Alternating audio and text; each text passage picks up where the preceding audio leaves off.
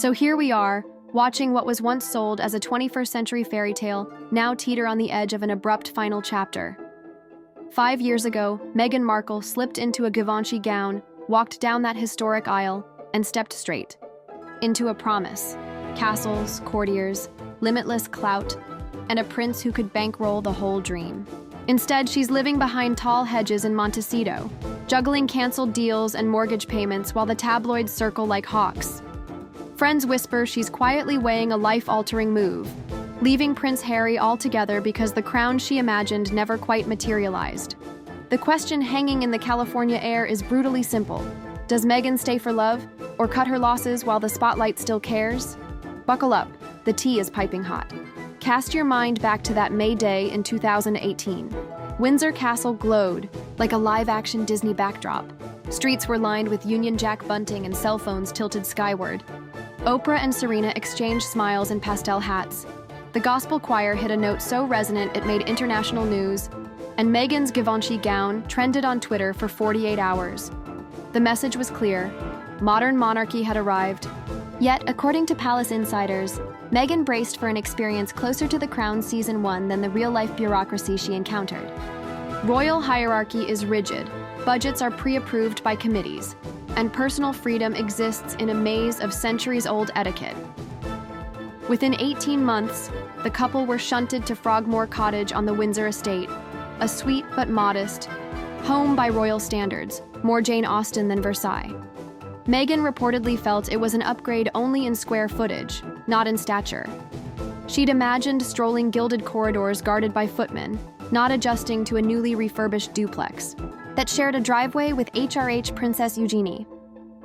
That gulf between expectation and reality didn't just crack the fairy tale frame, it blew it wide open. When the pair announced Megxit from royal duties in early 2020, the public saw a bold departure.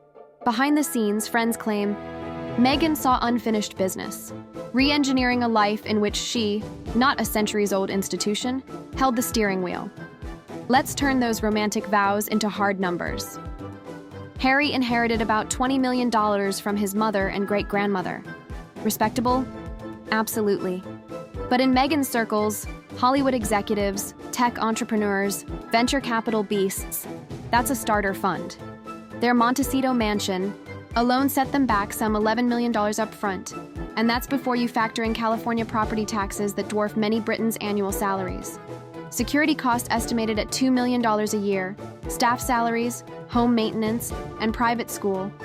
Tuition for Archie and Lilibet quickly nudged the annual burn rate toward 8 figures. They hoped brand partnership money would refill the coffers. Spotify's reported $18 million deal for the Archetypes podcast looked promising until the platform quietly axed it after one underperforming season. Netflix's 9-figure headline number turned out to be a maximum value, not an upfront check, hinging on performance benchmarks that, sources claim, remain unmet. Their glossy docuseries spiked viewership during its debut week, but dropped precipitously afterward. Industry code for Season 2 optional. Meghan's lifestyle line, built around artisanal jams and candles, launched with influencer fanfare but never cracked top e-commerce charts. Add it all up, and the Sussexes are living a lifestyle that expenses them into the red while their revenue streams sputter. Meghan, no stranger to Hollywood hustling, sees the trend line clearly. When cash flow dwindles, leverage fades. And in her mind, that's not just a financial dilemma, it's a personal one. If reinvention were a currency, Meghan could buy Buckingham Palace twice over. Phase 1. The dutiful working duchess who sprinkled stardust on royal walkabouts. Phase 2. The Oprah-anointed truth-teller dismantling monarchy myths. Phase 3. A podcast sage dissecting archetypes like a TED Talk. Gladiator. Phase 4. Lifestyle guru selling sun-ripened jam and a pineapple slicing tutorial that made even daytime talk hosts blush.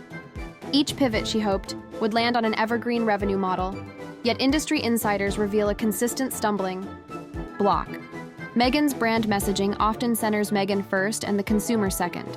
Sponsors quietly note that her conversion metrics, how many followers actually buy a product, lag behind comparably sized influencers.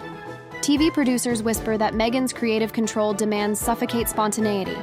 Every scene must flatter a predetermined narrative, or it winds up on the cutting room floor. The result? Content that looks high gloss but thin on authenticity. Candy that melts on contact. Meanwhile, arch rivals like Kate Middleton and even Hollywood royalty, such as Reese Witherspoon, accrue social impact points by letting their projects breathe. For Meghan, those repeated brand stalls aren't just PR headaches. They become Exhibit A for critics who claim her best chance at the billionaire lifestyle is to marry one, not market to one. Enter shimmering ballrooms and silent auction paddles where fortunes trade hands over plate-sized scallops.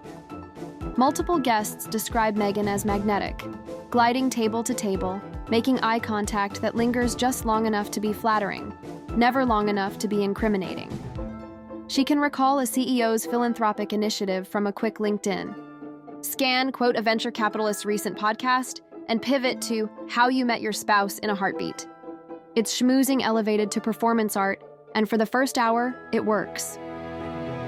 But even the wealthiest circles trade gossip faster than stock tips, and word has spread that Meghan's presence guarantees paparazzi flashbulbs and Twitter storms. One hedge fund founder allegedly told a friend, "She's brilliant at the hello, but you can feel her already editing the goodbye." Harry, often standing a few steps behind, gives polite nods and sips sparkling water, looking less like a husband and more like a security detail politely waiting for a shift change.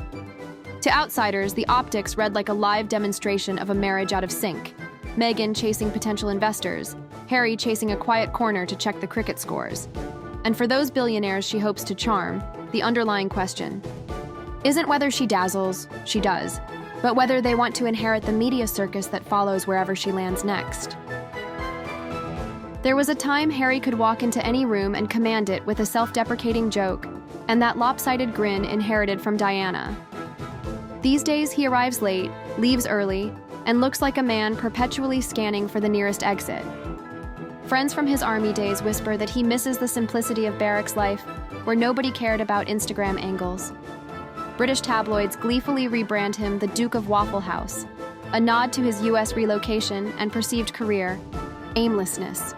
At public engagements, he's often relegated to cameo status, posing for photos, making brief remarks written by PR consultants, then stepping aside while Meghan hosts panels on gender parity. The contrast is glaring. In her presence, Harry appears muted, as though the rebel prince who once wore a Nazi costume to a party, yes, terrible judgment, but undeniably bold, has been replaced by a subdued spouse nursing a PR hangover. That role reversal doesn't just affect optics, it chips away at Harry's self-image. And the more Harry's light dims, the less status Meghan harvests from the royal connection, nipping the original value proposition in the bud. For a marriage that leaned heavily on mutual elevation, that's the equivalent of a power outage. Hollywood and high society share an iron law. Today's fascination becomes tomorrow's fatigue on a dime. In 2021, a single Oprah sit-down generated global push alerts and primetime specials. By 2024, a Meghan appearance on a mid-tier podcast barely trended. That's not just changing algorithms, it's audience attrition from overexposure. Oprah has remained pointedly silent on future collaborations. Barack and Michelle Obama, rumored to have advised the Sussexes on brand strategy, now dodge Sussex-related press questions. Even Brooke Shields, once photo-op friendly, dismissed Meghan's 11-year-old letter to Procter & Gamble story as adorable but rehearsed, a slice of side-eye that made more headlines than Meghan's last charity visit. When former staff start speaking to tabloids, it signals the NDA shield is fracturing. And once your own camp leaks, controlling the narrative becomes like catching confetti in a hurricane. Technically possible, practically hopeless. The upshot: every new project Meghan launches arrives pre-soaked in skepticism, requiring triple the promotional push for half the impact. That uphill climb is exhausting, and for Meghan, who thrives on momentum, it feels like running on a treadmill that suddenly reversed direction. Now we face a choose-your-own-adventure where the stakes are reputational millions. Scenario 1. The glamour split. Meghan files strategically, citing irreconcilable ambitions, secures a hefty settlement plus lightly supervised joint custody, and relaunches from a Malibu bluff with a discreet new advisor who also happens to own a super yacht. Harry returns to the UK as a prodigal son, mends fences with William, and rehabilitates his public image by spearheading mental health initiatives with the armed forces. Scenario 2. The quiet uncoupling. They remain legally married, but lead semi-separate lives. Think Goldie Hawn and Kurt Russell, but with better tailoring. Meghan pursues business ventures from New York penthouses. Harry retreats into conservation work in Africa. They appear together twice a year to meet contractual obligations, then disappear into their separate schedules. Scenario 3. The reinvention gambit. Aware that public goodwill is circling the drain, Meghan and Harry stage a full-court press comeback. A raw documentary that owns past missteps. A credible charitable foundation built around measurable impact, and perhaps the boldest move, accepting a lower-key role back within the royal fold. The palace, wary but pragmatic, offers a trial run. It's high risk, high reward. They'll either be hailed as phoenixes or crystallize their reputation as opportunists. Which path unfolds may hinge on a single phone call, a late-night argument, or an eye-contact moment across a billionaire's banquet table. But every day Meghan remains unsatisfied is a day the glamour split becomes more likely. Here's the paradox. Even as viewers roll their eyes at pineapple slicing and jam jars, they keep clicking. Royal sagas blend soap opera stakes with real geopolitical ripples. A Sussex divorce would complicate Commonwealth relations, charity boards, even military patronages. Tabloid readers love a fall from grace arc. Serious journalists see a case study in modern celebrity. And ordinary fans? They might simply relate to the messy collision of love, money, and expectation, even if palaces and private jets aren't in their personal budgets. Meghan and Harry aren't just characters. They're a funhouse mirror reflection of anyone who's ever battled in-laws, juggled career pivots, or wondered whether their partner's dream aligns with their own. That relatability, ironically, is what keeps the Sussex narrative afloat, even when the brand architecture collapses. People tune in for the glitz, but stay for the cautionary tale. Be careful how high you climb, because the view can change faster than a California wildfire. And that, royal watchers, is the crossroads. Meghan Markle, a once-in-a-generation duchess, who vowed to rewrite centuries of tradition, now faces a decision that could redraw the celebrity map. Does she cash out of the royal experiment and chase the billionaire dream that always hovered just beyond the palace gates? Does Harry fight for Act 2, striving to resurrect the rebel prince we all rooted for? Or do they stage a comeback so jaw-dropping it stuns every critic who's already writing the obit on the Sussex brand? One thing's crystal clear. Fairy tales are fragile, and when the glitter settles, only two things remain: reputation and receipts. If you enjoyed the deep dive, hit like, subscribe for weekly unfiltered royal breakdowns, and drop your hot take in the comments. Is Meghan checking out or recalibrating? Will Harry roar back or fade further? Keep your crowns polished and your notifications on, because in the world of Windsor-adjacent drama, the next plot twist is always one paparazzi flash away.